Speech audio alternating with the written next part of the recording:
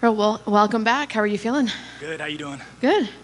So I know you were supposed to fight last month. Now you're fighting now. Can you talk to me a little bit about that change-up when you found out about it and all the details there? Definitely disheartening. Spent a lot of time, a lot of money, missed a lot of stuff. I had a birthday, had to skip, anniversary, had to skip, and didn't really get rewarded in that. So it was definitely, a punch to the stomach. But I obviously got this opportunity, so I was only sad for a few days. Was part of that sadness obviously the pay and not being able to fight, but now you're not going to be fighting in front of a crowd. Was that part of it as well? Yeah, that one hurt. If there was any time to kind of suck up an injury, it'd be that card.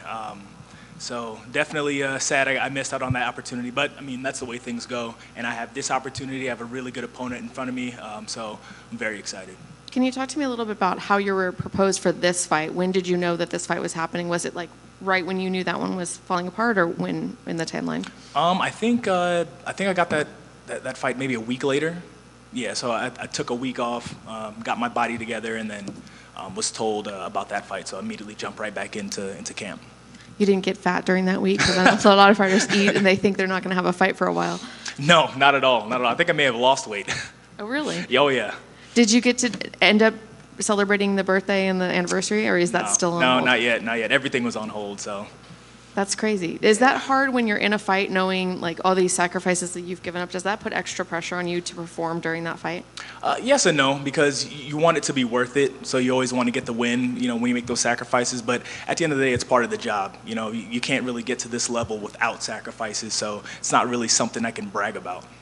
Talk to me about this opponent. What did you think when you got the name? I was pretty excited. He's a guy that's headlined before. He's in the video game, so he has a really good team behind him. So it's a really good opportunity for me to show that my skills are up to par and I belong. What sort of fight are you expecting from him?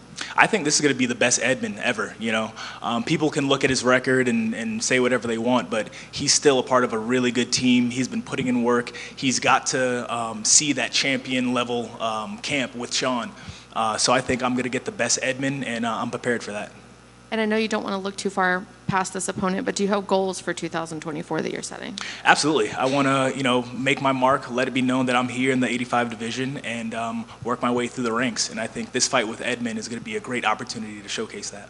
And last one for me, just a silly one. I'm not sure if you realize there's a new sponsor, SheerTex, which is they make tights, and I'm just curious. Have you requested your free pair of tights yet? I had actually not yet, but if they're sponsored by, or if they're sponsoring the UFC, I'm sure they're really good. So, thank you.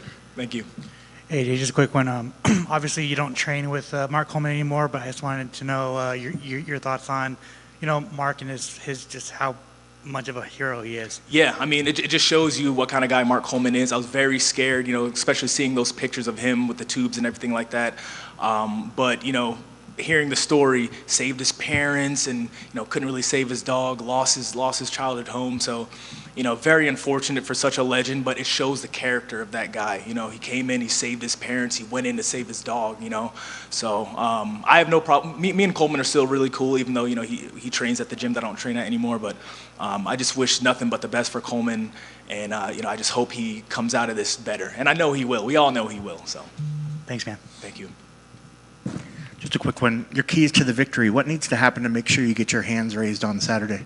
Put the pressure on him. Make sure I'm going forward. Make sure I'm dictating the pace. Take away his weapons and impose my will.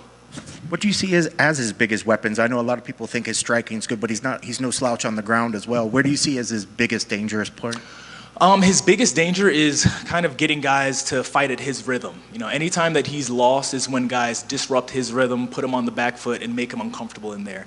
He's the type of guy that likes to be pretty and likes to kind of, show flashy stuff. So if you kind of stay in his face and make it a fight, you have a better chance. So that's the plan for this weekend. Is that the kind of fight you like? Do you like to take it to your opponent and really push the pace on him? Oh yeah, and it's not me being a tough guy. It's more anxiety than anything else. I want to get the fight going right now, So yeah, I'm gonna be in his face, in his chest, and I'm gonna be in there. It's funny. We hear fighters sometimes, come back and complain. They say, I just couldn't get going. I just couldn't get going.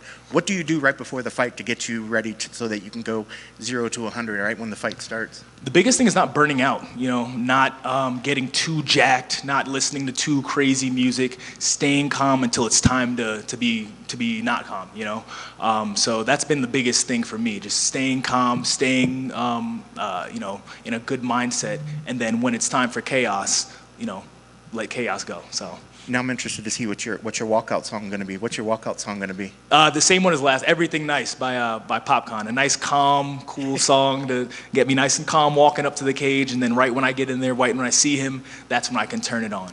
That's awesome. Best of luck on Saturday. Thank you. Thank you.